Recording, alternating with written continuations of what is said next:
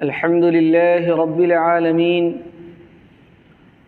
والعاقبة للمتقين والصلاة والسلام على سيد الأنبياء والمرسلين وعلى آله وأصحابه أجمعين. أما بعد، فقد قال الله تعالى في القرآن المجيد: يا أيها الذين آمنوا لا تقدموا بين يدي الله ورسوله واتقوا الله إن الله سميع عليم. صدق اللہ العظیم. محترم بزرگوں اور دینی بھائیوں، آج رجب کی 30 تاریخ ہے. کل انشاءاللہ شعبان کی پہلی تاریخ ہوگی. شعبان کا مہینہ برکتوں والا مہینہ ہے. اس مہینے کے تعلق سے نبی اکرم صلی اللہ علیہ وسلم نے برکت کی دعا فرمائی. حدیث شریف میں آتا ہے، آپ صلی اللہ علیہ وسلم جب رجب کا چاند دیکھتے تو یہ فرماتے: اللہم بارک لنا فی رجب و شعبان وبلغنا رمضان. رمضان سے پہلے شعبان اور رجب کے مہینے میں برکت کی دعا فرمائی گئی. اس مہینے کے اندر نبی اکرم صلی اللہ علیہ وسلم رمضان کے علاوہ دوسرے مہینوں کے مقابلے میں کثرت سے روزے رکھا کرتے تھے. تو یہ جو مہینہ آنے والا ہے بڑی برکت والا اور فضیلت والا مہینہ آنے والا ہے. اس مہینے کے تعلق سے ہمارے معاشرے کے اندر کچھ بدعتیں رائج ہیں جس کو ہم سب بڑی پابندی کے ساتھ اپنے معاشرے کے اندر انجام دیتے ہیں، حالانکہ یہ نہیں سمجھتے کہ یہ کتنی بری چیز ہے اور یہ کتنا بڑا گناہ ہے. بدعت ایک سنگین گناہ ہے، بہت بڑا جرم ہے. دیکھنے میں بظاہر ایسا معلوم ہوتا ہے کہ اس کے کرنے میں کوئی حرج نہیں، لیکن آپ غور کریں گے شریعت کے اندر تو محسوس ہوگا اور معلوم ہوگا کہ یہ دوسرے گناہوں کے مقابلے میں بڑا گناہ ہے. اس لیے حضرت امام مالک رحمۃ اللہ علیہ نے فرمایا: من ابتدع فی الاسلام بدعۃ ویراها حسنۃ فقد زعم ان محمد صلی اللہ علیہ وسلم خان الرسالہ. فإن اللہ یقول: اليوم اکملت لکم دینکم واتممت علیکم نعمتی ورضیت لکم الاسلام دینا. اور پھر فرماتے ہیں: فما لم یکن یومئذ دینا فلم یکن اليوم دینا. حضرت امام مالک رحمۃ اللہ علیہ فرماتے ہیں کہ جو شخص دین اسلام کے اندر کوئی نئی چیز پیدا کرے، بدعت پیدا کرے، اور اس بدعت کو اچھا عمل سمجھ کر کرتا رہے، تو یہ کوئی معمولی گناہ نہیں، بلکہ وہ شخص در پردہ اپنے دل کے اندر یا اپنے عمل کے ذریعے سے یہ بتلانا چاہتا ہے کہ نعوذ باللہ نبی اکرم صلی اللہ علیہ وسلم نے اپنے منصب رسالت کے ساتھ خیانت کی ہے. اس لیے کہ اللہ تعالیٰ نے فرما دیا: الیوم اکملت لکم دینکم واتممت علیکم نعمتی، کہ ہم نے اس دین اسلام کو مکمل طور پر بھیج دیا. اس دین اسلام میں جو چیزیں عبادت تھی اللہ تعالیٰ نے نبی اکرم صلی اللہ علیہ وسلم کے ذریعے سے بتلا دیا کہ یہ عبادت ہے، اور جو معصیت ہے اس کے بارے میں بھی خبر دے دی. اب اس دین کے اندر کہیں کسی شعبے میں کوئی کمی نہیں ہے کہ بعد میں آنے والا آدمی اس کو پوری کر دے. آدمی تعمیر مکمل کر لیتا ہے، اس میں کہیں کوئی خلا نہیں، کہیں کوئی کمی نہیں، تو اس میں اضافہ نہیں کیا جا سکتا.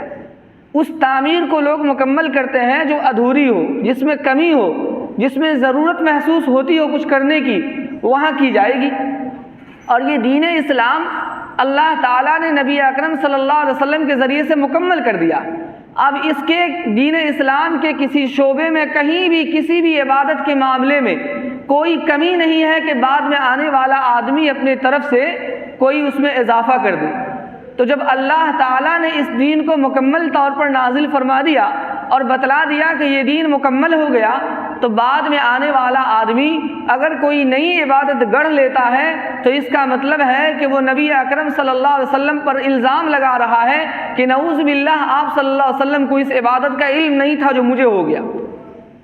آپ صلی اللہ علیہ وسلم کی نبوت پر اس کا الزام ہے۔ اس لیے جو چیز آپ صلی اللہ علیہ وسلم کے زمانے میں دین تھی وہی چیز آج بھی دین ہے، اور جس چیز کو آپ صلی اللہ علیہ وسلم نے اپنے زمانے میں یا آپ کے صحابہ نے دین کا حصہ نہیں بنایا وہ آج بھی دین کا حصہ نہیں ہے۔ اس لیے یہ جو ہم لوگ نئے طور پر کچھ چیزیں گڑھ لیتے ہیں ہر مہینے کے تعلق سے، وہ چیزیں دین کے اندر بدعت کہلاتی ہیں۔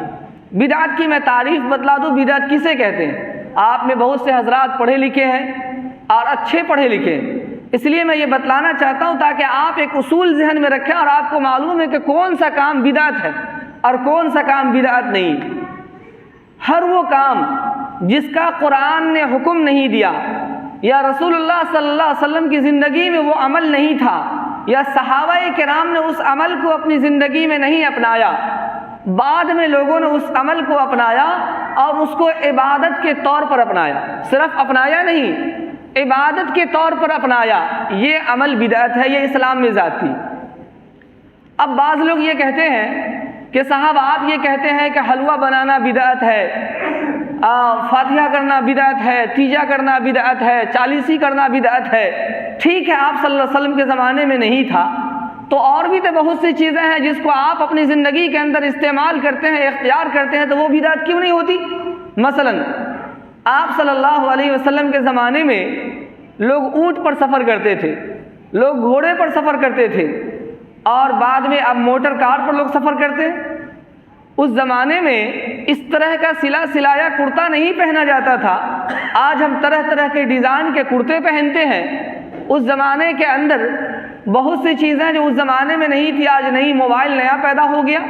اس زمانے میں کوئی موبائل استعمال نہیں کرتا تھا، آج موبائل استعمال کرتے ہیں، تو کیا یہ سب بدعت نہیں ہے کہ آپ صلی اللہ علیہ وسلم کے زمانے میں تھا موبائل، یا صحابہ کرام کے زمانے میں موبائل تھا، یا اس زمانے میں گاڑی تھی، تو آج آپ گاڑی پر کیوں چڑھتے ہیں، آپ موبائل کیوں چلاتے ہیں، آپ طرح طرح کے کپڑے کیوں پہنتے ہیں؟ یہ سب بھی تو بدعت ہے۔ ان سے میرا عرض ہے کہ یہ سب کام جو ہم کرتے ہیں، گاڑی پر چڑھنا یا موبائل چلانا یا طرح طرح کے کپڑے پہننا، ان سب عمل کو ہم ضرور کرتے ہیں لیکن عبادت سمجھ کر نہیں کرتے۔ کوئی انسان یہ نہیں سمجھتا کہ بس پہ چڑھنا سنت ہے، کوئی انسان یہ نہیں کہتا کہ آپ ٹرین پر چڑھنا واجب ہے یا جہاز پر چڑھنا مستحب ہے، کوئی اس کو سنت، واجب، مستحب، فرض نہیں کہتا۔ یہ تو ایک سہولت کی چیز ہے جسے آدمی استعمال کرتا۔ تو جو چیزیں آپ صلی اللہ علیہ وسلم کے زمانے میں یا صحابہ کرام کے زمانے میں نہیں تھی اور اس کو ہم اور آپ آج استعمال کر رہے ہیں اور ہم صرف فائدے کے لیے صرف جائز سمجھ کر استعمال کر رہے ہیں، یہ بدعت نہیں ہے۔ ہاں، اس کو ہم عبادت سمجھ لیں اب یہ بدعت ہو جائے گی، اس کو ہم عبادت سمجھ لیں اب یہ بدعت ہے۔ مثال کے طور پر ایک آدمی موبائل چلاتا ہے، اس کو ایک جائز عمل سمجھتا ہے، ایک طریقہ ہے بات کرنے کا، ایک سہولت کی چیز ہے، استعمال کر رہا، لیکن کوئی یہ کہہ لے کہ موبائل استعمال کرنا سنت ہے، اب یہ شریعت کے اندر زیادتی ہے، کیونکہ اللہ کے رسول نے اور رسول اللہ صلی اللہ علیہ وسلم کے صحابہ نے اس کو سنت نہیں کہا، کوئی ایسی چیز جس کے ذریعے سے بات کی جائے اس کو سنت قرار نہیں دیا۔ تو جو عمل آپ صلی اللہ علیہ وسلم نے یا صحابہ کرام نے نہیں کیا اور اس عمل کو ہم کر رہے ہیں اور عبادت سمجھ کر رہے ہیں، یہ بدعت ہے۔ اگر عبادت سمجھ کر نہیں کرتے تو پھر یہ بدعت نہیں۔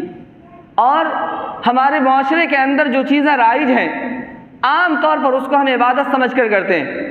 مثال کے طور پر یہ شب برات کا شعبان کا مہینہ ہے، اس شعبان کے مہینے میں ہمارے معاشرے کے اندر حلوہ بنانا یہ ضروری ہے، لوگ اس کو ضروری سمجھتے ہیں۔ ضروری اس لیے میں کہہ رہا ہوں کہ اگر کوئی آپ کا پڑوسی حلوہ نہ بنائے تو پوچھتے ہیں کہ آپ نے حلوہ نہیں بنایا، پتہ چلا کہ نہیں ہم تو نہیں بنائے، ارے کیا بات کرتے ہیں، دادا نانا کے زمانے سے بنتا رہے، آپ لوگ کیوں چھوڑ رہے ہیں؟ لوگ تو اسے بولتے رہتے ہیں، نیا مولوی نیا مسئلہ، لوگ کہتے ہیں نیا مولوی نیا مسئلہ، ارے ہمارے باپ دادا نے کیا۔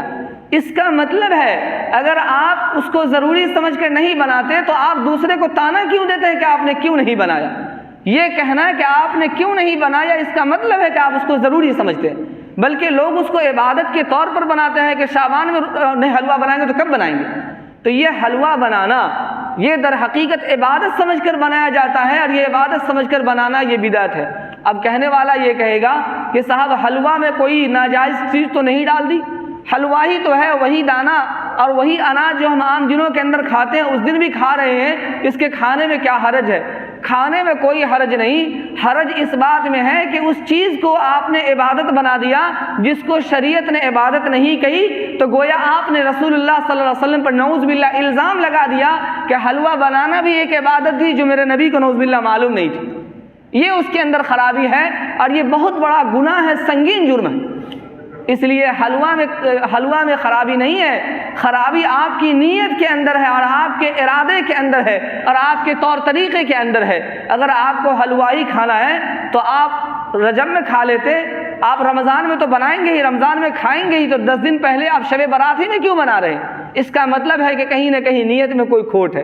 اس لیے یہ جو شب برات کے شعبان کے اندر ہمارے معاشرے میں حلوہ کی بات ہے، اس کو چھوڑ دینا چاہیے، اس کو ترک کرنا چاہیے۔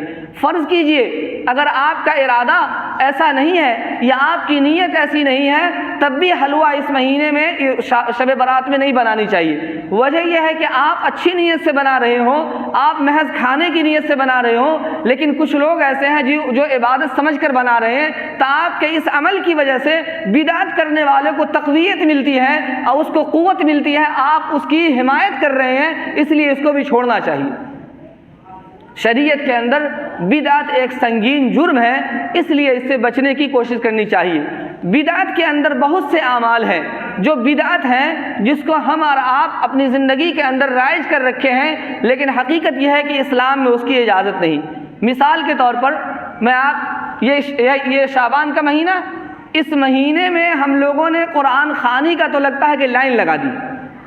ہمارے ذہنوں کے اندر یہ بیٹھ گیا ہے کہ اگر شب برات میں اور شعبان میں قرآن خوانی نہ کرائے تو ہمارے مردے کی بخشش ہی نہیں ہوگی۔ اس مہینے کو ہم نے قرآن خوانی کے لیے خاص کر دیا۔ قرآن پڑھنا کوئی برا عمل نہیں ہے، قرآن پڑھنے میں ثواب ہے۔ آپ صلی اللہ علیہ وسلم سے مردے کو ایصال ثواب کرنا ثابت ہے، چاہے آپ قرآن پڑھ کر بخش دیں، آپ صدقہ خیرات کر کے بخش دیں، آپ تسبیح پڑھ کے بخش دیں، آپ حج کر کے بخش دیں، آپ طواف کر کے بخش دیں، یہ عمرہ کر کے بخش دیں، جو بھی نیک عمل ہے اس نیک عمل کے ذریعے سے مردوں کو ثواب پہنچایا جا سکتا ہے۔ لیکن ہم لوگوں نے کیا کیا؟ اس کا ایک خاص طریقہ مقرر کر لیا، اور اس کے ایک خاص دن مقرر کر لیے، خاص مہینہ مقرر کر لیا۔ شریعت اس کی اجازت نہیں دیتی۔ آپ کبھی بھی کسی بھی دن مردے کو ثواب پہنچا سکتے ہیں، شعبان کا مہینہ ضروری نہیں ہے، لیکن ہم نے شعبان کو ضروری سمجھ لیا، شعبان کے مہینے نہیں کریں گے۔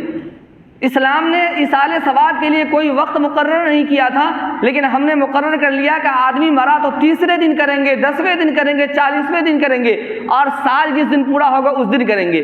یہ اسلام کے اندر ذاتی ہے، شریعت نے اس کے بارے میں کوئی حکم نہیں دیا، لیکن ہم نے اپنے طور پر 30واں اور 10واں اور 40واں ہم نے مقرر کر لیا۔ یہ اسلام کے اندر ذاتی ہے، یہ دین کے اندر ذاتی ہے، یہ بدعت ہے۔ اسی طریقے سے شریعت نے ایصال ثواب کو مطلق رکھا ہے، آپ تلاوت کر کے بخش دیں، آپ صدقہ کر کے بخش دیں، آپ نماز پڑھ کے بخش دیں، جو چاہے نیک عمل کر کے بخش دیں، لیکن ہم نے مقرر کر لیا کہ اب ہم کو قرآن خوانی کرنا ہے۔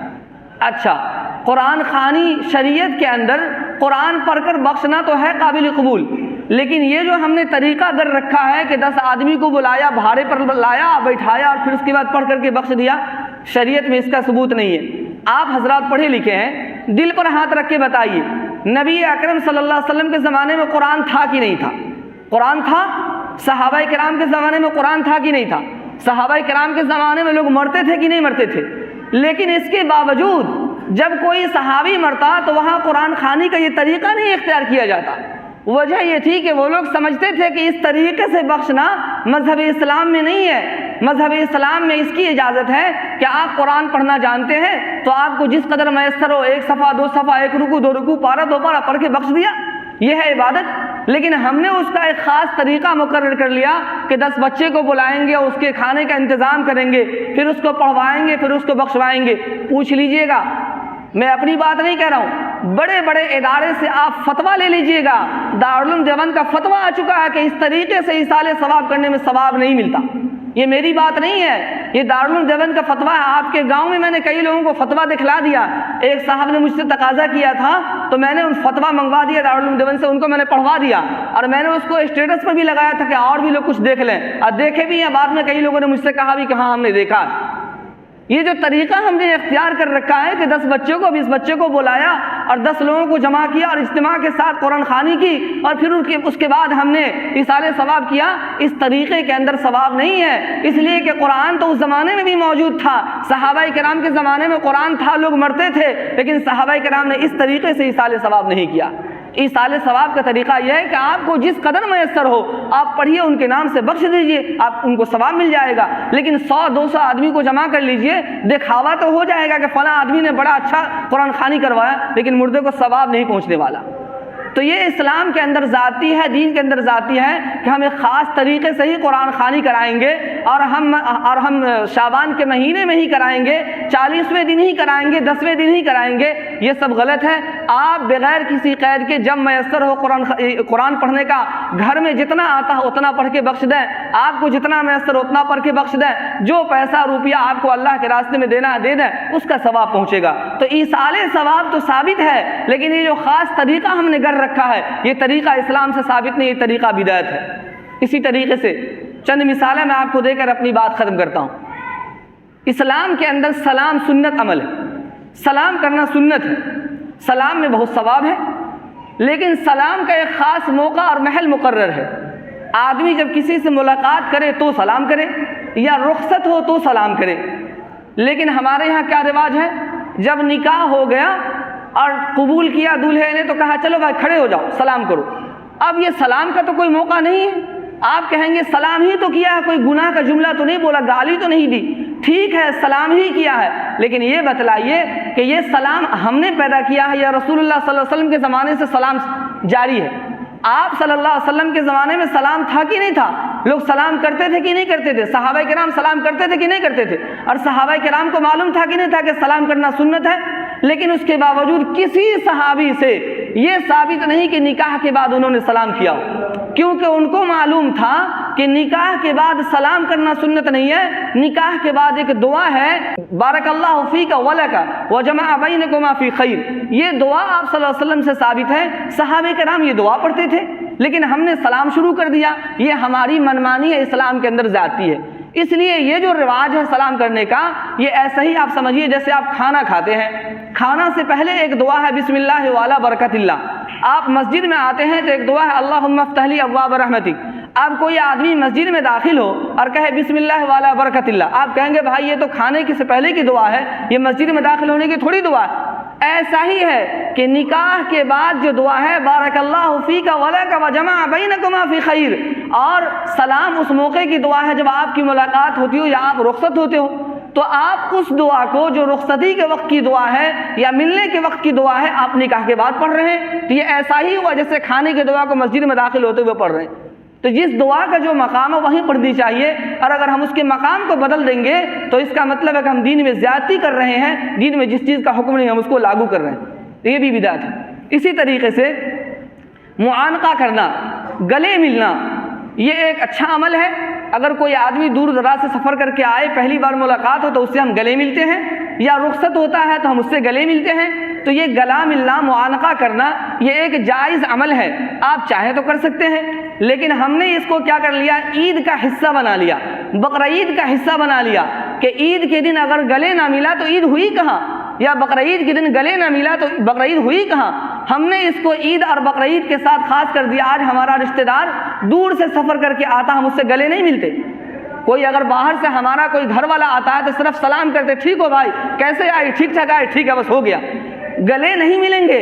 لیکن عید کے دن چاہے وہ آدمی ہمارے ساتھ گھر سے کیوں نہیں عیدگاہ گیا ہو، لیکن آتے وقت پہلے گلے ملیں گے، آؤ بھائی گلے ملو۔ گویا ہم نے اپنے عمل سے اس گلے ملنے کو، اس معانقہ کرنے کو عبادت بنا دیا، اور وہ عبادت ہم نے عید کا حصہ بنا دیا، جبکہ اسلام نے عید کا حصہ اس کو نہیں بنایا۔ یہ ملاقات کے وقت یا رخصت کے وقت کا ایک عمل تھا جو صرف جائز عمل تھا، اس کو ہم نے ایک عبادت بنا کر کے عید کے ساتھ شامل کر دیا، اسلام میں ذاتی، تو یہ غلط کام ہے، بچنا چاہیے اس سے۔ اگر ہم اس سے نہیں بچتے ہیں تو اس کا مطلب ہے کہ ہم شریعت کے اوپر الزام لگا رہے ہیں، نبی صلی اللہ علیہ وسلم پر الزام لگا رہے ہیں نعوذ باللہ کہ آپ کو یہ معلوم نہیں تھا کہ معانقہ بھی کوئی عبادت ہے، اور ہم بڑے آئے پڑھے لکھے ہم کو پتہ چل گیا کہ معانقہ ایک عبادت ہے۔ اس لیے اس سے بچنا چاہیے، یہ بدعت ہے، ان بدعتوں سے بچنے کی ضرورت ہے۔ تو میں وقت بہت ہو گیا، اس لیے انشاءاللہ آئندہ ہفتہ اور کچھ تفصیل سے اس موضوع پر گفتگو ہوگی۔ یہ شب برات کا حلوہ، شب برات کے اندر قرآن خوانی، اور ہم نے سلام کو ایک الگ مقام دے دیا اور الگ جگہ پر ہم نے سلام کا رواج دے دیا، معانقہ کو الگ جگہ پر رواج دے دیا، یہ تمام کی تمام چیزیں بدعت کے اندر آتی ہیں، اور بدعت انتہائی سنگین جرم ہے۔ بدعت کرنے والا در حقیقت رسول اللہ صلی اللہ علیہ وسلم پر الزام لگانے والا ہے کہ یہ بھی ایک عبادت ہے جس کو رسول اللہ صلی اللہ علیہ وسلم نے نعوذ باللہ نہیں کیا، اور ہم بڑے پڑھے لکھے آئے جو ہم اس عبادت کو کر رہے ہیں۔ اللہ تعالی ہم سب کو اس سے بچائے۔ وآخر دعوانا ان الحمد للہ رب العالمین۔